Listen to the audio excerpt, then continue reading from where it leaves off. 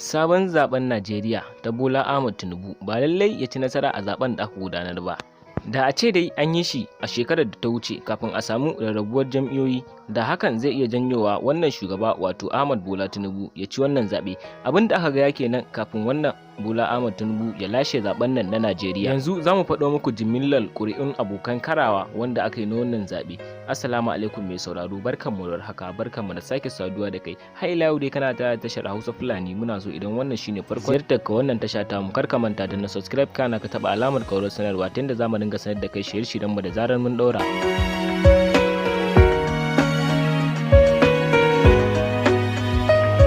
Kamar yadda muka yi muku alƙawari za mu faɗa muku ƙuri'un da suka samu.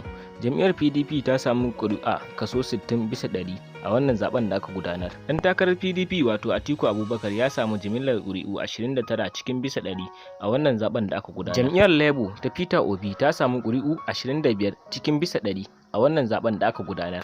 Rabi'u Musa Kwankwaso ya tashi da kashi 6 cikin 100 a wannan zaben da aka gudanar. Shi dama Rabi'u Musa Kwankwaso ana ta kawo jita-jita kan cewa shi iya Kano ce kadai take laka mai take dangwala mai ƙuri'unta, babu shauran state ɗin da suke cikin Najeriya. Shi kuma wanda ya lashe wannan zaɓe wato Bola Ahmed Tinubu yana da ƙuri'a 38 cikin 100, kawo kuwa ya fi kowa ƙuri'u, don haka shine lashe wannan zaɓe da aka gabatar da shi a Najeriya ta shekara 2223. Tinubu ya taka rawa bisa gina jam'iyyar APC, don haka jam'iyyar APC tana ganin sa a matsayin shugaba. Don a jita-jitan da ake faɗa kan cewa shi ya taimakawa Janar Muhammadu Buhari a matsayin ɗora shi a matsayin shugaba har na tsawon shekara 8, domin har da ƙwarin gwiwar da ya bashi. Duka dai ba tare da ɓata lokaci ba ko kuma ku ce mun dame ku da wani dogon surutu. A nan muka karkare muku tabarmar shirin namu ne, muke cewa ku haɗu da mu a wani shirin na gaba domin ganin mai zuwa kana. Har ila yau dai za mu ƙara muku tani idan wannan shine farkon ziyartar ku wannan tasha ta mai albarka,